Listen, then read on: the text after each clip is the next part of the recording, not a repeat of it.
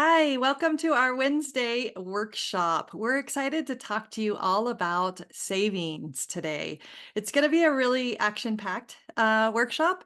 We have lots to share, and we're just going to really do it conversational, much like our podcast. So if anyone is here live, either in the school group or on the call, you're welcome to drop some questions, and we can interrupt and answer those right away, or we can answer them at the end. We'll just kind of go with the flow. Before we get started, I wanted to give you a couple reminders. One is the calendar. Okay, the calendar is really a great place to check frequently and often. We're going to be updating our July dates after this call. We've already got one on there, and we'll drop the other two July dates on there. But that's where you go to find out when the live Q&As are and when these Wednesday workshops are. And they have the links to join us live on Zoom. We would love to have you live if at all possible. And we recognize that these times might not work for you. So if you want to comment below, if you're watching this replay, and let us know when would work for you, like is there a day of the week that's good for you or a time of the day? We are happy to be flexible because we are doing these for you. And we would love to get to a point where we could have you joining us live on the calls, if that's feasible at all. But as always, these will be posted as replays in the community. And then we are going to go ahead and try to put a pin, or sorry, try this again. We're going to pin a post in the group, in the community, asking for your Q&As, and maybe that will help if it's at the top and you see that. Just drop a question anytime one comes to mind, and then when we get to our Q&A calls, we can answer them, or we can just also have a conversation right there in text in the community. Okay, so we really would love you to get involved. We know that action takers make the most progress, so we appreciate you and want to make this work for you, so let us know. And let's go ahead and get started talking all about ways to save. All right, everybody. Hello, it's Jen. And I just want to talk about, I'm going to start by sharing about how hard it was for me to start saving.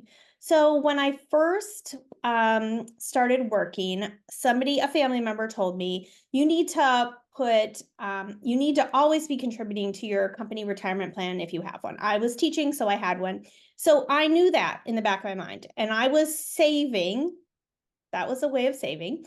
It's one way, but I was not really putting any money in like a savings account or like putting money aside. And the truth is, I really didn't have, well, I've shared about this a million times. I didn't know how to properly budget my money. I was spending more than I made, but I also wasn't making very much at all. So I was relying on credit cards to like bridge the gap from paycheck to paycheck. I was getting paid once a month at that job, and which was hard for me. They really don't teach you how to balance a whole month on No, one they don't. check. Um, and so I just never got into the habit of establishing savings because I was literally just trying to be able to pay for food and like have some sort of a life at 22, right? So as time went on, I knew I needed a savings account. Like it was important in my brain, but I also wasn't really sure how to establish it. So I had one. I don't know if it's the same anymore, but back in the day, every time you opened a checking account, it like came with a savings account, right? Like it was like this joint little thing that you had this like it was probably 0.006% interest or something so small. Yep. But so I was trying every month to like transfer even a tiny bit in there. Like that was my goal. I just want to put something away. But inevitably, I would end up transferring it back because I was like, money's really tight. I should put this money toward my credit card. Like I didn't have a good grasp on how to save, where my money should be going. So first, that's kind of why we shared about the 50-30-20 guideline, and then why Sybil did a whole talk about it. You guys should absolutely watch that video, and she shared this awesome resource to help you with that. But that guide, I think, is a really good jumping off point because it gives you something to consider, like how much money should I be saving? And so that I think would have been really helpful for me at the time because I didn't know how to prioritize any of it. And the other thing I should have really focused more on was that any savings is better than no savings at all, right?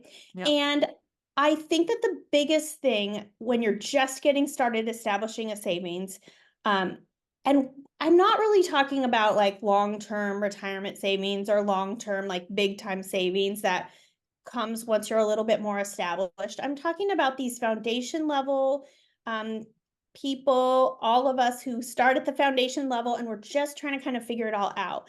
I think the biggest thing for getting started with savings is to pick a place to put that money, decide how much you're going to contribute, even if it's just $5 a month, even if the idea of saving 20% right now is like so overwhelming to you, that's fine. Pick $5 a month or whatever it is and just commit to putting that money in that account. If it was me now, I would open a high yield savings account. Most of them don't have like a minimum balance requirement. So you'd be earning more interest than just having that bank savings account that's kind of connected to your checking. And I would just start a little bit at a time, committing to myself that I'm going to transfer $5 or $10 or whatever it is. And you know what? You can transfer into those accounts anytime you want. So if you are like, hey, I spent less this month on whatever going out to eat than I thought I was going to, you could take that extra and transfer at any time. And so I like that, just creating this habit of like dedicating money to a place of savings. To me, that is like the biggest first step that you can take. Do you have thoughts on this? I'm really just thinking like basics, getting started, like out of the gate. Yeah. What do you?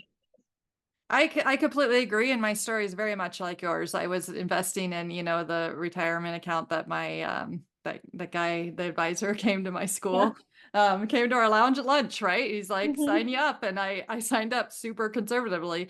And that's all I knew, and that's what I did. And that's okay. I was saving, I was investing in my future for retirement, but I wasn't doing anything else as well. And so yeah, when I learned about starting to save in an emergency savings idea of like having money set aside for if something happens, that's when I started kind of saving like in a liquid account, right? So like a high yield savings account, like you said, you can put money in anytime, you can take money out at any time. It's cash, but the benefit is that the interest rates are high on those right now. So you can earn 5%, for example, on that money while it's sitting there in your savings account. So yeah, right now we're just really talking about like that, just having that security blanket savings, right? And you can invest just a little bit in it each and every month and build it up. And also at different points in your life, like during COVID, I realized I needed more in that account because we couldn't rent out our condo. And so I had another mortgage to pay. And so that was a big aha to me. So even though it's a foundational skill, it comes back all the time because just having that cash, it becomes a really good way to feel financially well. Like you feel so much more secure. You feel like things happen to all of us. We don't know when they're going to happen, but I'm going to be okay because I have this savings established. Yes, I think that's it's like a huge peace of mind. And so Yes. why I think just starting even with $5 is important, no matter what amount you can contribute, is because you're establishing that habit and you're teaching yourself that you can do it, right? You can take money, you can put it aside, you can invest it in this in yourself kind of, right? Is what you're doing. Yeah, you And totally are. so you're teaching yourself that you can do that. And then once you kind of establish that, then I think it's time to start setting like goals for that emergency fund. And I was reading an article, I think it was last week, it might have been the week before, about emergency funds. I was like, how many people have them? I was just curious, like, what were the statistics? How many people have them? How many people have, 3 months of savings, 6 months of savings, all of that. So I was reading this article, and one of them was super interesting. It said, some people are resistant to establishing an emergency fund because their brain is telling them it isn't wise to save, like to plan for an emergency. And I Hmm. was like, oh, all Interesting. right, I get that. So if you feel like maybe you fall into that category and you haven't been planning, like saving for this emergency fund because you were like, that feels weird, there are so many other things that you can call it. And I don't want you to think of it as like planning for an emergency. What you're doing is creating a safety net for yourself Yeah. so that if something does happen, you have it. And you know what? If nothing happens, you have this super fun pool of money sitting there for, I don't know, a vacation, a furniture upgrade, what down payment on a different house, whatever it is, you know? So here are just, I'm just going to give a couple names. If you have some interesting emergency savings alternative names, drop them in the comments. Um, but one was the reserve fund, which I really like that because it's like you're just putting some money over here, you're going to reserve it because you don't really know That's what you're nice. gonna Yeah. need it for. I also like stockpile because that feels like it's gonna be this big amount. So it's I like, like that one. I'm this is gonna my put it in my stockpile over stockpile. here. That's right. So you can set your goal. My goal is to have $500 in my stockpile, and then your goal could be to have Oh. 1 month of savings in your stockpile. So I like that. Name it makes it feel kind of fun to me. Contingency fund is one that a lot of people use. Not as fun, not as exciting, but it is. It makes sense, right? We're keeping it on the side just in case.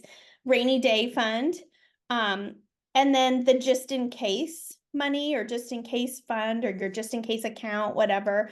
So any of those are like an alternative, I think, that have a little bit more positive spin. Emergency fund doesn't bother me, but I do get how to some people it's like just it doesn't feel like something you want to plan for.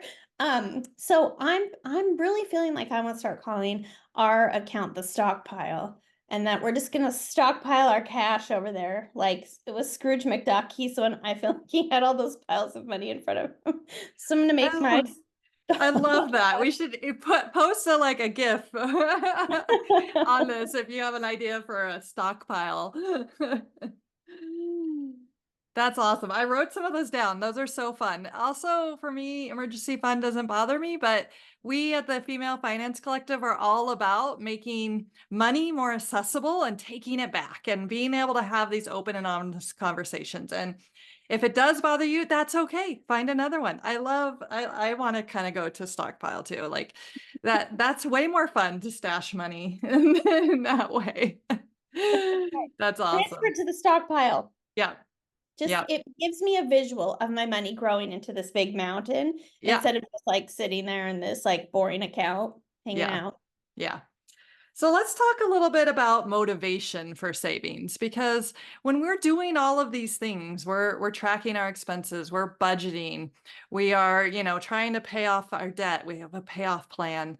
Um, Sometimes we are like, why am I doing all this? This is so hard, and we're not motivated to do it. And so we're just having to kind of force a habit to begin, right? And so I like to think about ways that I can motivate myself and incentivize myself into saving more. And a big one for me is looking to the future. So we want to be able to get to a place where we can feel financially well by saving for if there is any just in case experiences that you need it for, right?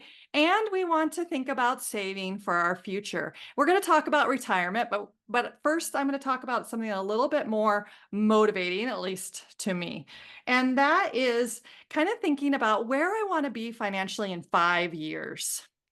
So 5 years from now, what do I want things to feel like financially? What do I want my life to be like? Who do I want to be around me? Where am I? All these kinds of things, right? Because if we're not really planning our future and we're not saying, I want to go here, we're just going wherever life takes us. But we can actually find a lot of motivation and strength in planning where we might want to go and aiming towards it and setting goals. And it's not only motivating, but you will get to that place or the next place you invent, right? Rather than just letting life take you, I'm kind of thinking about how can we think ahead so we can go where we want to go. And so there's a strategy called the Odyssey Plan, and you basically answer 3 questions. Okay. And the first question is, so you could journal these questions, you could say them out loud, however you want to do it. The first question is, what would my life look like in 5 years if I stay on the same path right now? Okay. So if you just stayed on the same path, journal about what your life might look like in 5 years. After doing that question, the second one is in 5 years. Oh, there's some balloons. Hi, Uh, balloons. I love Zoom. They just randomly throw us balloons and thumbs up. Um, our second question is What would your life look like in 5 years if you went on a completely different path? So you have to do some divergent thinking here. What if I did things completely differently than I'm doing right now? What might my life look like in 5 years? And then the third question is, what might my life look like in 5 years if I went on a completely different path and I didn't have to worry about money or people's opinions? That's kind of the dream life. What would I want to feel like? What would it look like in 5 years if I didn't have to worry about money or people's opinions? So I do this Odyssey planning once a year maybe, and I love it because it really motivates me because I see like if I stay on the same path, if I go on a different path, or if I go on a different path where I'm not worried about money and opinions, and that's where the dreams come alive, right? And then you can kind of sort your path and make your goals from there. But for me, that's a really motivating way to think about what do I need to save now to get to that dream path or to get to that middle path, whichever one you want. And I always say it's a moving target. But if you don't make the target, if you don't make the dream, you're not going to get there for sure. Is the dream or target going to change for me all the time? It evolves, but it gives me that path of where I want to go and that motivation to set that money aside and save it and invest it to let it grow. Right.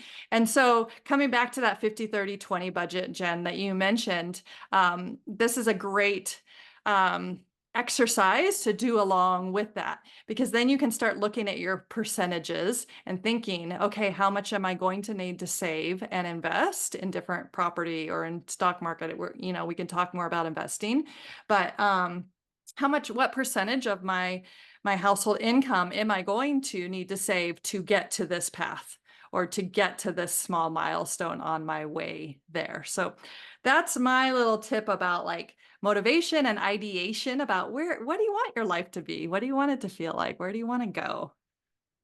I love that. I think it's so important to dream and set goals and think about where you want to be, all of that stuff, because I think what happens a lot of times is people think, oh, that would be so great, but I'll never be able to do that.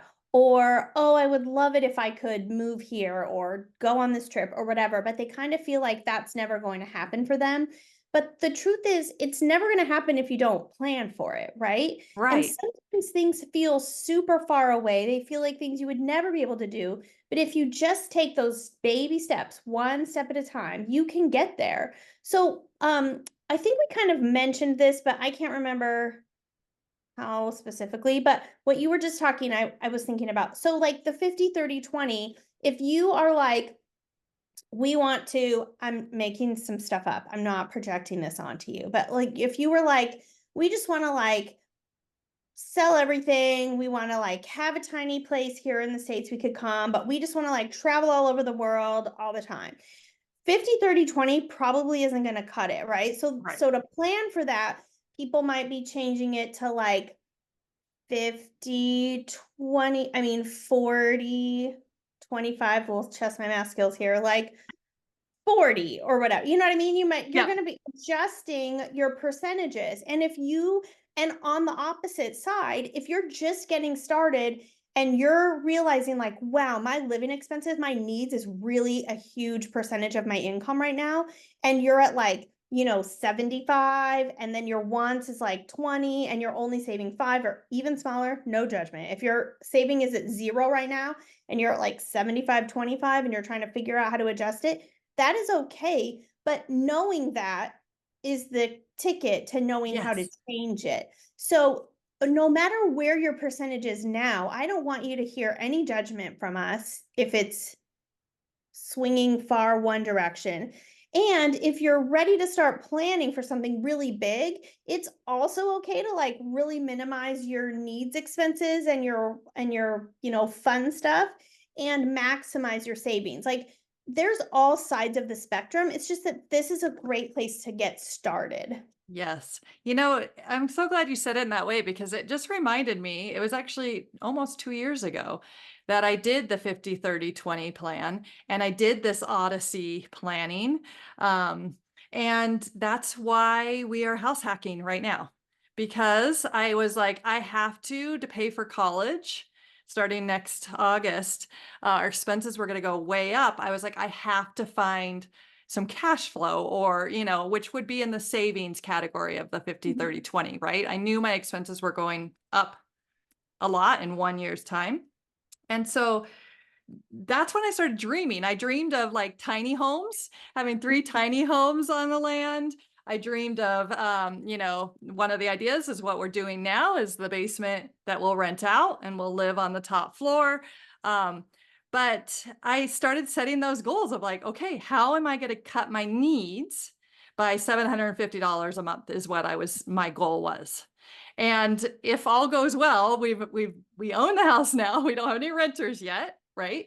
But if all goes well and we get renters at the price we think we're going to be able to get renters at, we actually blew that out of the dark. We're going to save $1,500 a month, and that's going to go straight to our daughter's college, right? So it is a really smart strategy to start thinking 5 years ahead, 2 years ahead. Do you have a wedding? Do you have college? Do you have, and then also what do I want my life to be like at that time?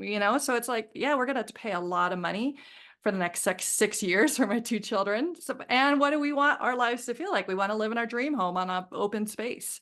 Mhm. You can make that stuff happen, but we wouldn't have if I hadn't kind of started that journey 2 years ago and continued my financial literacy journey. So I learned a lot of different strategies to take down that housing need.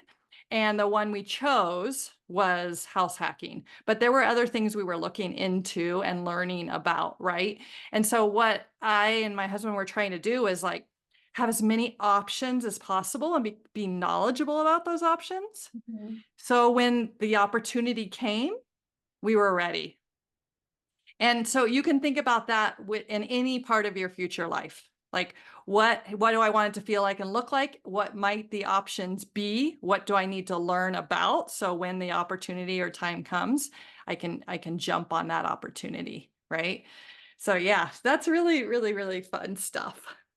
That's Yeah, it's awesome. fun to think about. And again, no matter where you are, you can start thinking about these things and you can Exactly. start planning. It doesn't Yep. have to be a goal that's going to be achieved tomorrow or next month. It can be like, okay, if I do this for 5 years, I might be able to do this, or, Yes.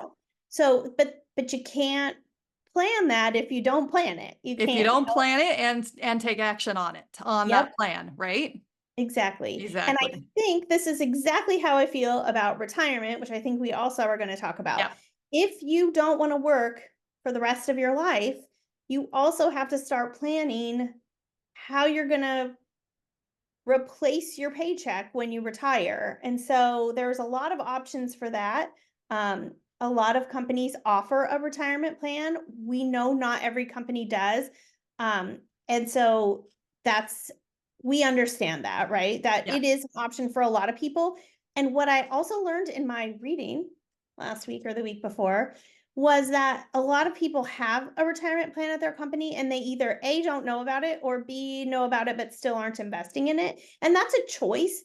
If you know about it and you're choosing not to invest in it, that's absolutely fine. But if you don't know about it at all, that's a problem because a lot of companies will match your contribution. So you're actually leaving money on the table. If your company will contribute some money to that account for you, you're missing out on that benefit. So my first thing is, if you don't know whether your company offers some sort of a retirement savings plan, you should ask.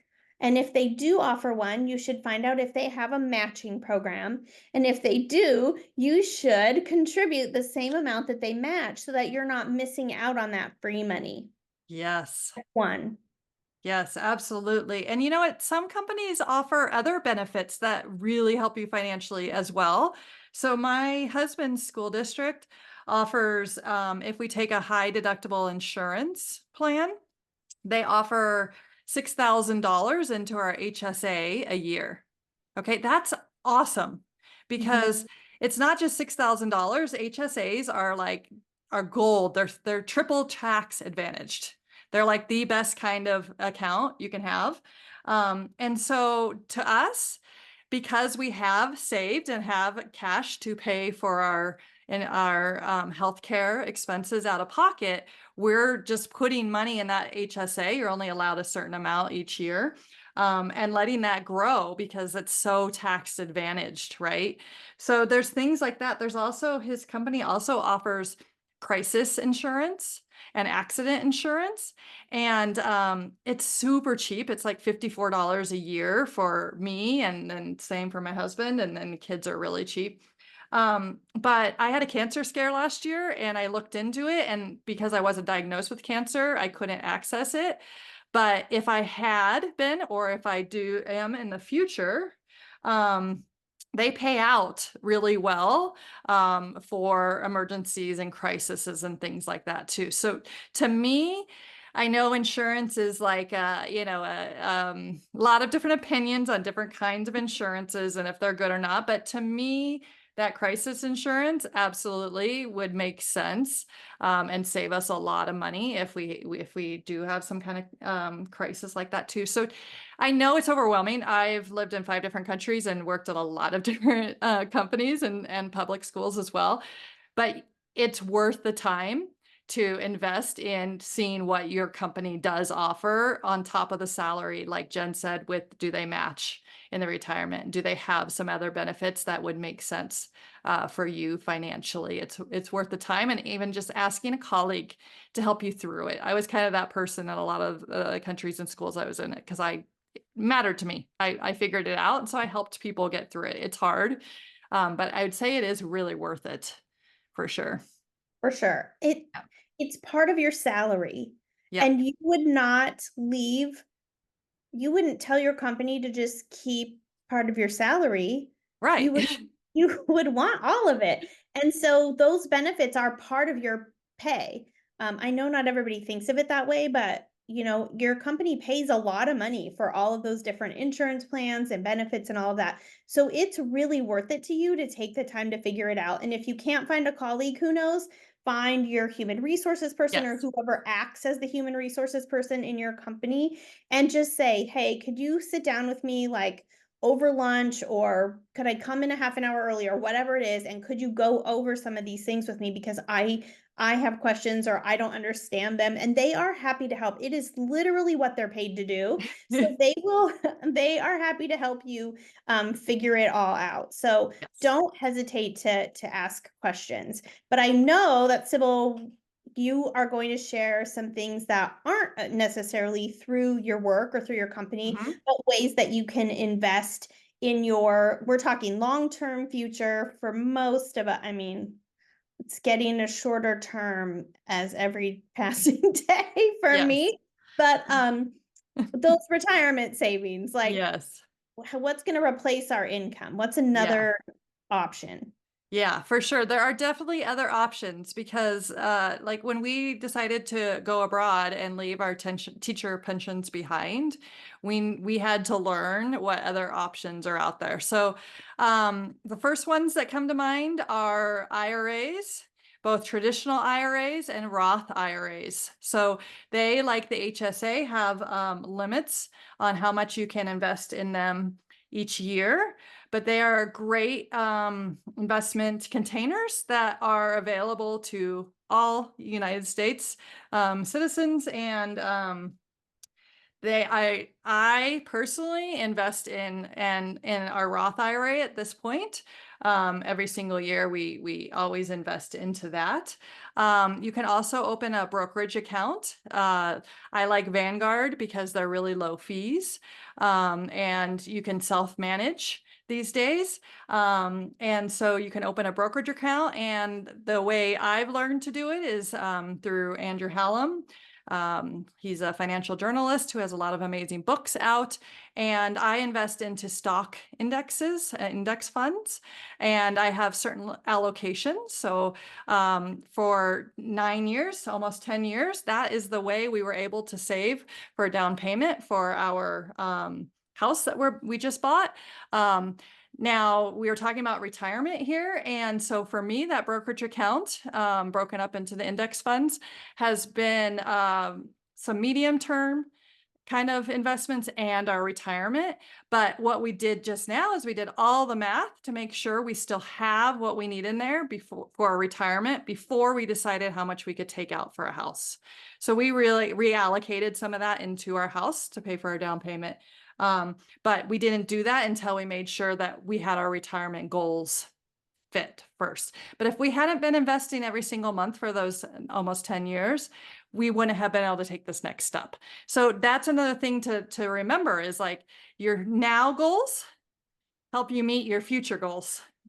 Right? You because of compound interest, but also just because you have habits in place and you're meeting those habits.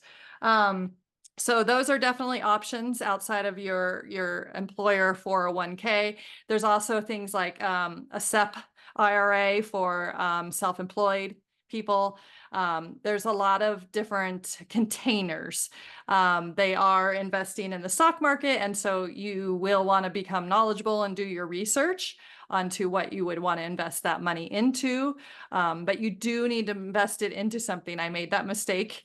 Learn from me and my mistakes. I had an IRA for many years that just sat there not invested in anything because I didn't realize I need to invest it just like I do with my brokerage account.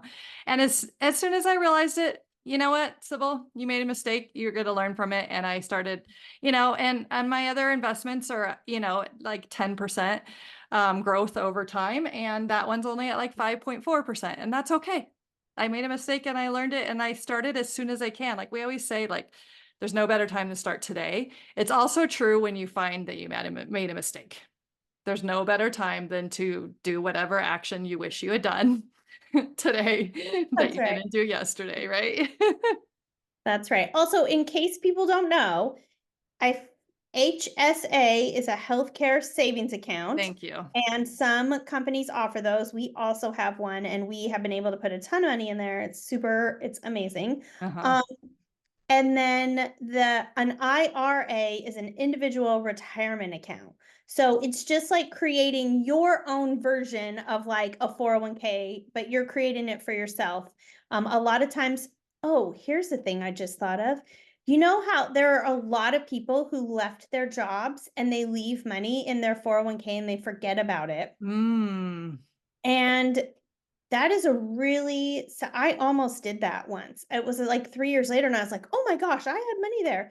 And you can roll that money Yes. over into an IRA without paying any tax penalties and keep that money in your possession. That money is yours if you put it in there and you should bring it with you. So if you remember like, "Hey, I feel like I invested money in a retirement account at a different job that I had," and you're not sure, you can look that up online. You can just Google you if you still know like the office or the company that you worked for, you can contact them and they'll get you the paperwork to roll that over. But don't forget about those old 401ks. That's your Yeah. money. They Bring it with add up. They add up too, you. Yep. right? Yeah, we've done the same, like rolled a bunch into a traditional IRA, and then there's learning to do about traditional IRAs versus Roth, and Yep. right, like, but that's okay. You can learn it. It's on the internet. You can ask us. That's what we're here for. Like, this is life. Money is part of our life, whether we want it to be or not, right? Right. So let's jump on board. And we're so glad you are jumping on board with us because why not create the life of our dreams and learn how to do this stuff because it's going to happen to us or we can make it happen the way we want it. Right? Exactly. Yeah. Yeah. Anything else that we didn't cover?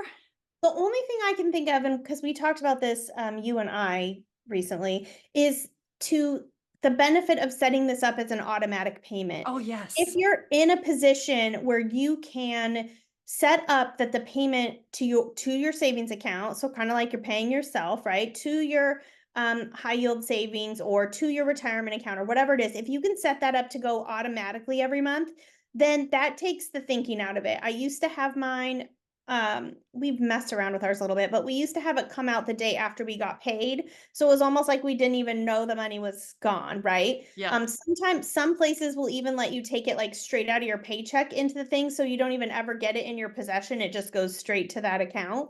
So if you can set up automatic payments, that's a really good way that you don't even have to remember to do it. You're just automatically putting that money away. And that's a great um, it just takes the thinking out of it and you don't have to second guess yourself. You don't give yourself a chance to think, maybe I won't save this month. You just do it automatic and move on, move forward. Yeah, and it takes the emotion out of it, which Mhm. is the number one thing that gets in our way with money a lot of times. We get scared or we get, I might not have enough money to put there or whatever. So if it's just automatic and you've already budgeted for it, you don't have to like second guess it.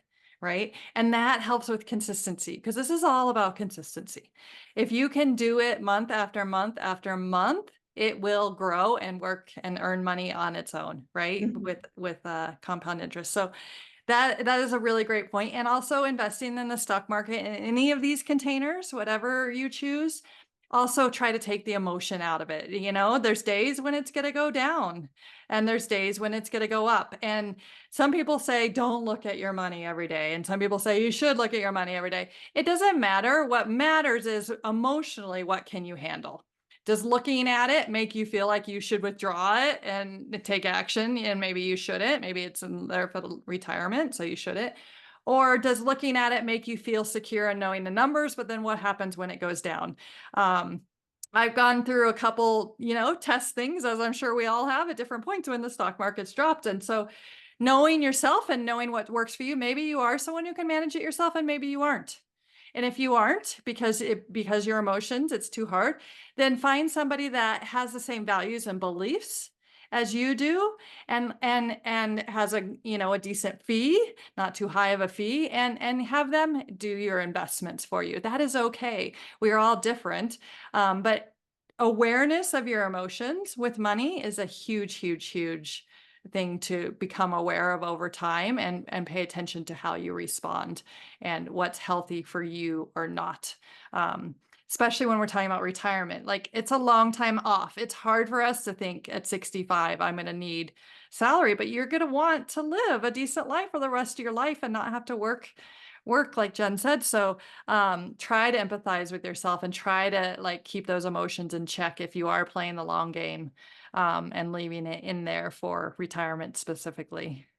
Yeah. Yeah. Maybe we can do a workshop about choosing someone to work with because that is a big one, right? Some people can do like IRAs through their bank. Sometimes you need to choose a investor to work with, Hmm.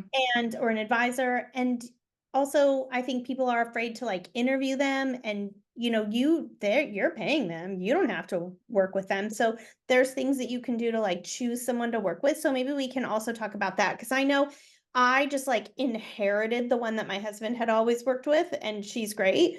Hmm. But if I would have had to choose that on my own, I would have been really intimidated and I wouldn't have known what to do. So Yeah. maybe we can talk a little bit about that. Yeah, I love that idea because I got my financial advisor through a recommendation because he matched my style of, index fund and you want somebody that's going to match your values and beliefs and sometimes we don't Yeah. know what those are and how to ask and right? So Yeah. that is a great point for us to do in the future. Yeah. All right. Okay. I think that's all I can think of. Okay. Well, thank you for tuning in. Please, please, please let us know below when is a good time for you if you want to show up live? We would love to have you. Also, comment below any questions you have. We'll pin a post at the top and see if that helps catch your attention. We want to know what you're wondering. We are here for you. We want to give you what you need, keep you moving you forward. So we really appreciate that engagement. And we know that action takers make more progress. So congratulations for being here. We're happy to keep answering those questions and putting out content for you. And we'll see you next time. Bye. Bye.